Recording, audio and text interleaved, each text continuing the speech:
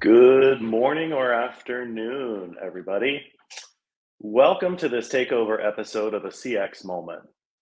And a CX Moment is a series of candid conversations with support leaders sharing insights into how they are navigating the world of support and hopefully arming you with some practical nuggets of wisdom that you can take back to your own teams.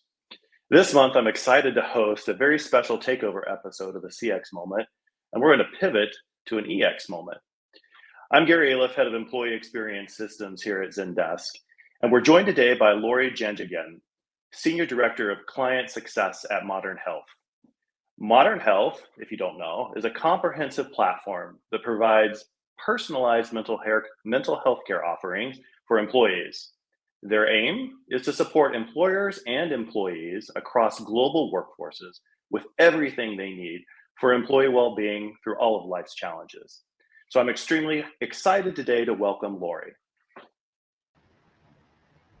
Thanks for having me, Gary. Good to be here. So tell us a little bit about Modern Health, Lori, and your customers. Sounds good. So just Modern Health overall, as you explained, we are a comprehensive and personalized mental health and wellness platform.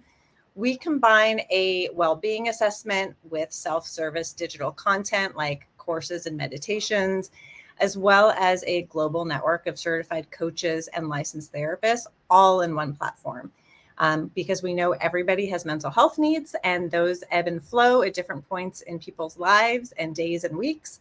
So our care offerings are really tailored to the unique needs and preferences of individuals, regardless of where they're at on their journey. So for example, someone might not be ready for one-on-one therapy or coaching, but maybe they are interested in sitting in on a group. So we offer what we call circles that are therapist-led discussions around topics. And for some folks, even though stereotypically mental health might be associated with one-on-one care, some folks may just want to do self-led content like meditations or courses or things like that. So we want to make sure that we're meeting people where they're at. From a customer perspective, we are working with primarily HR, benefits, and wellness teams, but at global enterprises. So we have customers around the world that span different industries. So like Zendesk is one, as well as Lyft, Pixar, Cliff Bar, Electronic Arts. Great. So you're in kind of a unique business, right? You support both employers and employees. So how does the duality of that affect the structure of how your support team? So it's true. I mean, we are a B2B2C model, and that really reflects how our teams are structured. So I head up our enterprise and strategic client success teams. And so we organize our teams primarily around managing customers of a certain size. So larger size organizations will get more white glove treatment. As customers are smaller in size, we're going to try to think about how we can scale and work as efficiently as possible. But from the B2C part of things and really supporting employees, we do have a whole team that's built around the different end users, and that could be members or employees in this case, also providers, the therapists who might need support, as well as just additional employer support around launches. So we want to make sure that we're understanding each particular audience. And like you had mentioned to the duality, we also understand that there's still themes around, what mental health support and acceptance is, and really how we're working with these groups. So no matter the org size, or no matter, if it is the employer or the employee side, we want to make sure that we understand what are their goals, what do they care about, how do folks want to receive care, because we have seen that employees in particular are, especially with the pandemic, are even more desperate for a culture that's really embracing mental health acceptance and support. So just in the last couple of years, we've seen the shift away from mental health as a crisis response to mental health as really an integrated part of the employee experience. But employees don't always feel that it's happening. So we're trying to bridge that gap between the employees and the employers. Interesting. Yeah. Okay, so in some of our recent CX accelerated research, we found that companies who scored highly as CX champions really excel with agent well-being. They invest in things like tools, training, et cetera, to ensure agents are productive and efficient. In fact, the data says that almost none of these agents feel overwhelmed at work. Really, this should apply to all employers, not just to agents. How do you help employers prioritize employee well-being? There are a lot of ways to answer that. I'm going to answer it kind of broadly for all employees first, like you said. How we have built our product or our service within the platform itself is really meant to make mental health care accessible to everybody worldwide. So part of that is empowering employers to become change agents in workplace mental health. Based off of the research that we conducted with Forrester this year, we saw that employees are feeling less supported using mental health benefits this year than they were last year. And so we know that it's important for employees to feel encouraged to utilize these tools. And so within the app itself, we do have everything in one place. So if you want one-on-one care, if you just want to do it on your own, we want the process to not be overwhelming. And we also have then used technology to help prioritize well-being. And so we want to make sure employers feel equipped to support their employees. So we have a resource portal that employers can access hundreds of resources on demand to support managers, new hires, parents, people who are dealing with emotional issues or professional issues, or also those that are just trying to process world events. So we're kind of allowing just ease of access to be really important. And then also using data to help tell a story and understand, what tools are like, what different types of audiences are you really trying to support and what's working and what's not. So we have what we call the Insights Hub, which is an on-demand reporting area where employers can see totally anonymized but aggregated reporting to see how their employees are engaging and what their well-being metrics are over time. So for example, I was working with a customer who had a primarily US population, but their UK teams had these really high well-being scores. And it turns out they actually had well-being champions and different folks on site that were talking about the employee experience and how important it was for employees to feel supported. So just being able to use data to say, like, here's what's working, or here's maybe where there's opportunities, really makes a difference. Yeah. There's some really powerful data also around the disconnect between employers and employees. And according to research Modern Health conducted in partnership with Forrester, 74% of employees report wanting their employer to care about their mental health, but only 53% feel that they actually do. A little bit of a gap there. The research also showed that 85% of surveyed employers feel they actively listen to the needs of their employees, while only 51% of those employees agree. So how do you think about EX versus CX?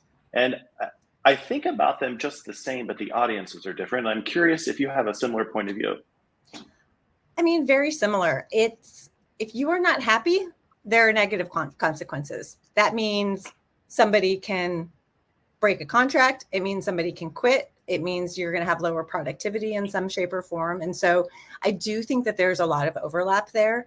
Our customers are organizations that are supporting their employees' well-being and experiences. So our job at Modern Health is to make their employees' lives easier with these mental health solutions. And so there's definitely a big intersection between the EX and the CX side at Modern Health, because if our customers, who are the benefits and HR teams, if they are doing their job right, so to speak, and if they're listening and understanding and supporting mental health of their employees, that will have a positive impact on employee mental health. It will increase resiliency and productivity and retention. And EX requires a good relationship with employers. So if your employees are feeling supported and they feel like they're getting that hug, that will have a positive impact on the customer experience too. So it's really connecting the dots with what they're seeing and hearing in engagement surveys with Modern Health data, because it definitely is aligned. Got it. Yeah. Just as a reminder for those of you on the call, if you have any questions specifically for Lori, please be sure to enter them in the comments section of the broadcast, and we'll bring those forward. Let's see, Lori, why don't we switch to another one? how are you tracking success for your CSMs? What kind of metrics do you use? How do you think about that? We keep it pretty simple here. From a CSM perspective, we want to look at GDR. Are people renewing? Are they buying more? Are they renewing just flat out? But we also look at things like customer satisfaction scores and NPS scores, because that's critically important to the level of service that we're offering to our customers. And then also just the stickiness side of things as well. Got it. So pretty traditional kinds of metrics. Yes. So let's talk a little bit about what types of support requests your customer success managers typically see. So what kind of requests are they getting that are most common from employers? What kind of requests are they getting that are most common from employees? So there's a couple of different things that we're seeing from a support request from a CSM side of things, and I'll definitely talk about both ends. A lot of it just pertains to the customer lifecycle. So just from the get-go, launching and getting up to speed, sharing FAQs, understanding kind of how the whole thing works. And so, just the launch process is kind of one thing that we're going to see. Then there's just ongoing, like, I need resources related to specific topics, or here's our calendar for the year, or there's specific reactions to world events. And so ultimately, we want to think about how the customer is, we want to be proactive where possible. So what does the customer's calendar look like, and how we can kind of just integrate into that. But then also there's questions that come up around helping specific populations, understanding what materials or resources are available for, hey, I have an opportunity to talk about employee mental health in our all hands meeting. So do you have a slide for that? Our managers are really struggling, and we all know managers sometimes are treated like therapists, but don't necessarily, are not equipped to that. So we want to make sure that we can share resources for managers so they know how to talk to their employees and support employee needs. We also get questions from a support perspective around how we connect and partner with ERGs or learning and development teams and things like that. So from a CS perspective, a lot of it is around just engagement and awareness and making sure the employee experience is that there's that connection there.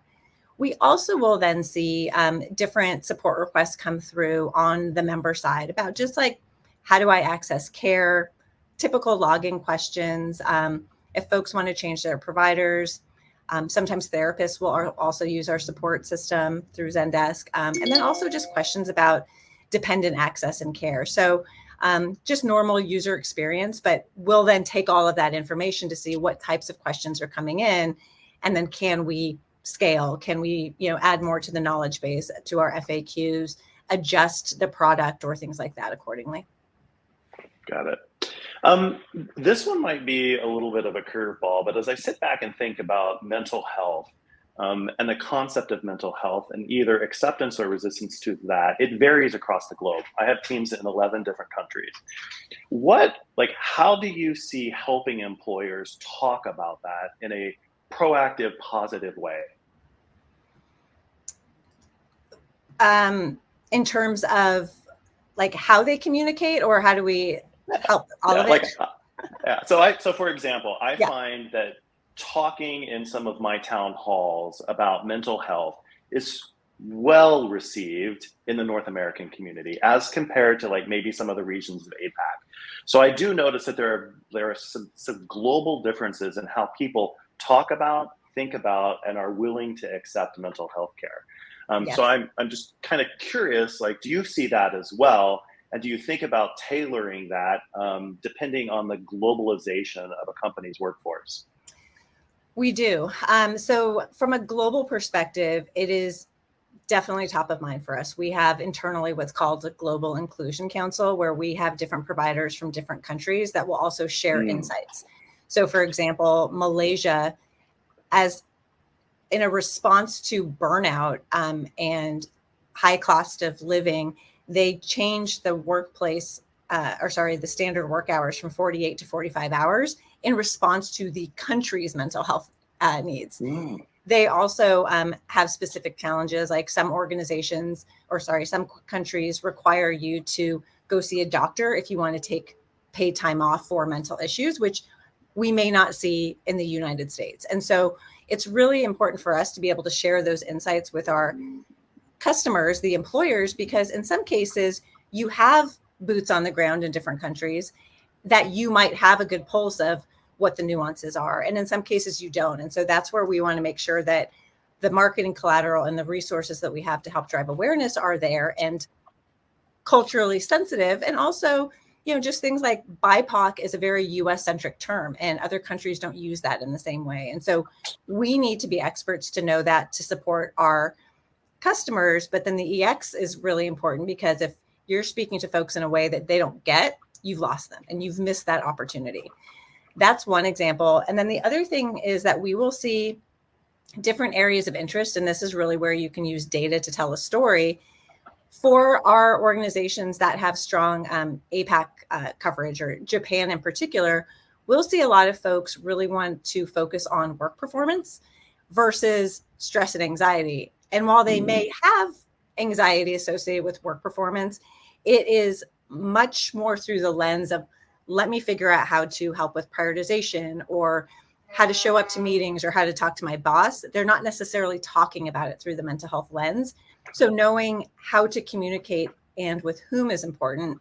The one last thing I'll add to that, because this is where I geek out over the data, is the employee preferences really matter. And that's why our platform is set up the way it is, because some folks do not want one-on-one care. They want to figure it out on their own. But we've also seen outcomes and efficacy for people just knowing I can go I can go do meditations. And we're really seeing the preventative side be really important, because that ultimately, results in productivity for your employer.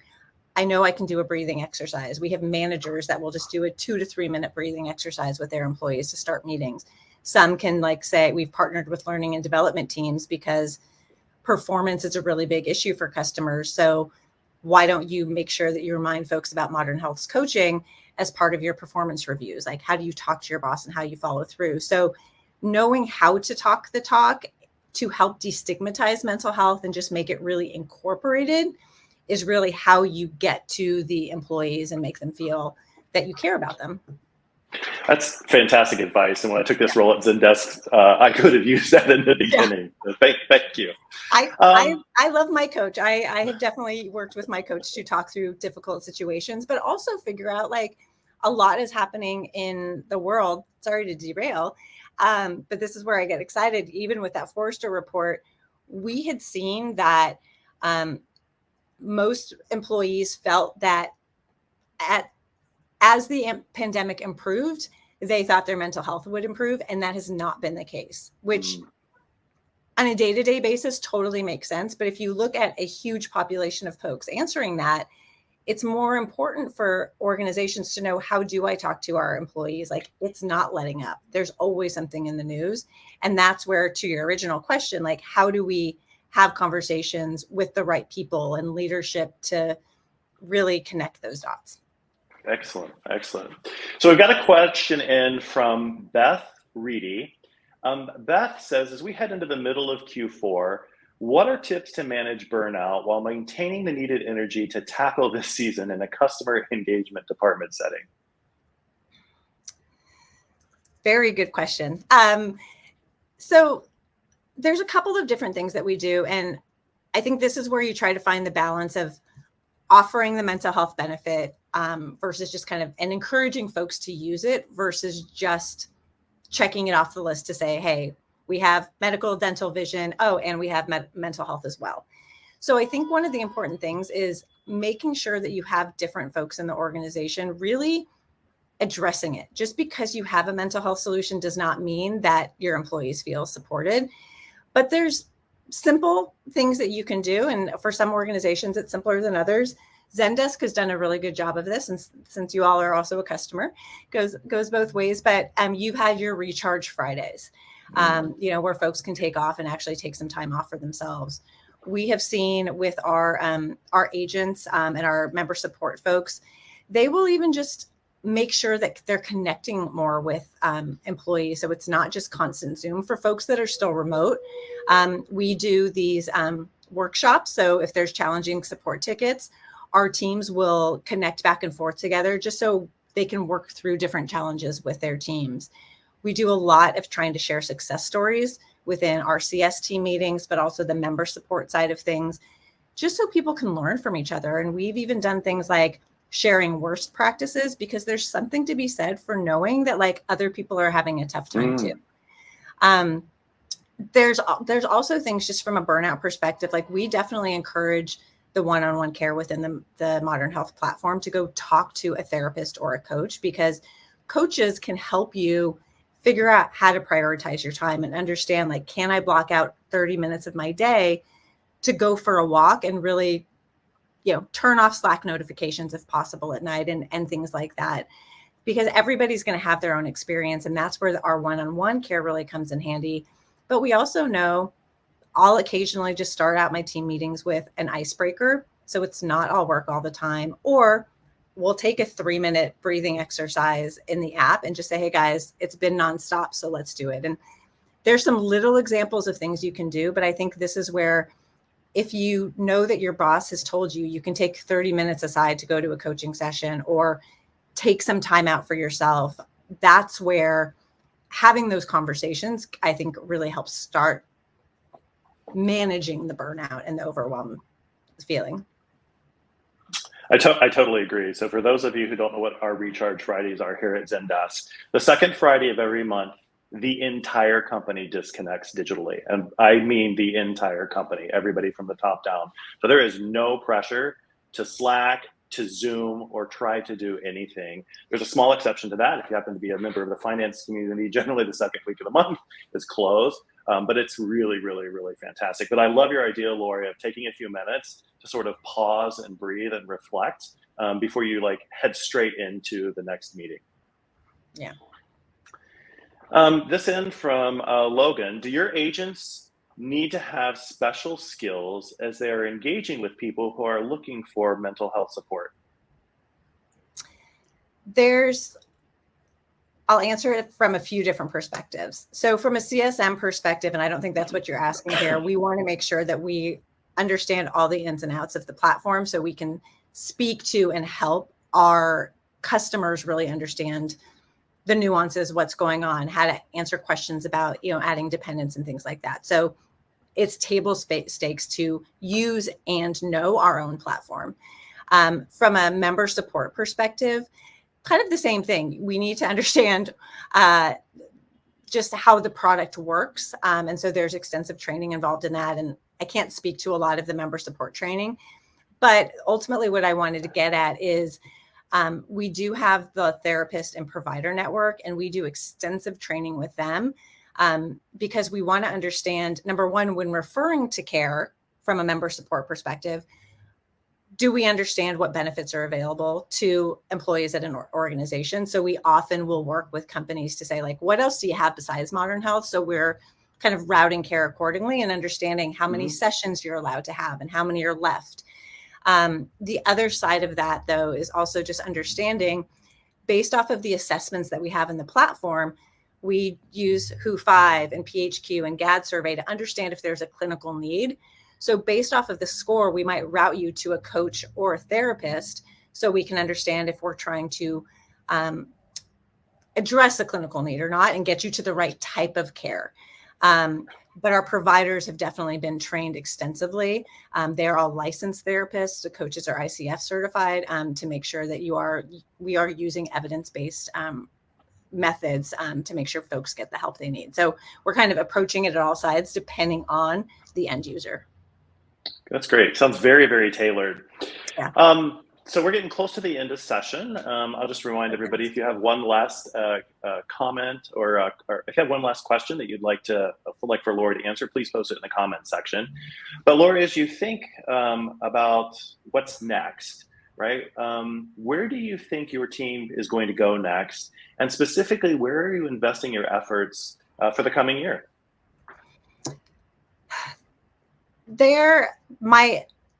My immediate response is to say we want to continue to scale. I think given where the economy is and the impending or current recession, it's critically important for us to think about how we can be as efficient and productive as possible, while also practicing what we preach from the mental health side.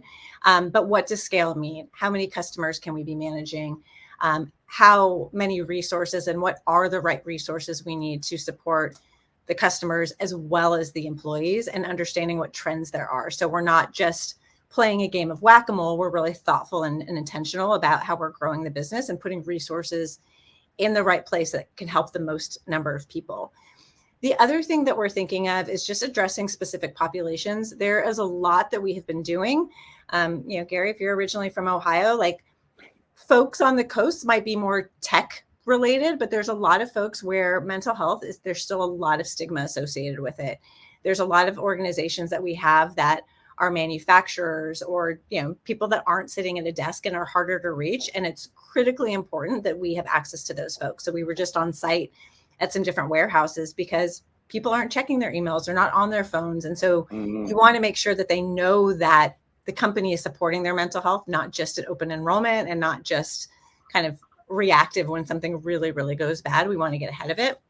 So there's the populations, and we touched on it before, that global side. I mean, one thing that's really unique to Modern Health is being able to offer that global parity and just continuing to make sure that we're understanding what's happening globally, that we are speaking the right language, literally, and through a mental health lens, and that it's relatable. So kind of global populations and scale overall are kind of the top three in my mind.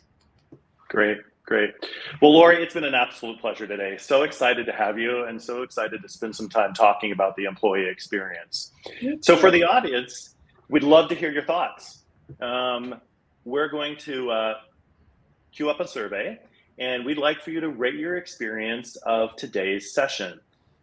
If you respond to the survey in the chat, we'll choose 10 random respondents who will each get a $5 Starbucks e-gift card. So thank you again for joining us today, Lori. Thank you to the audience, and join us next month when we will be talking to Indeed. Until then, everybody have a great rest of your day.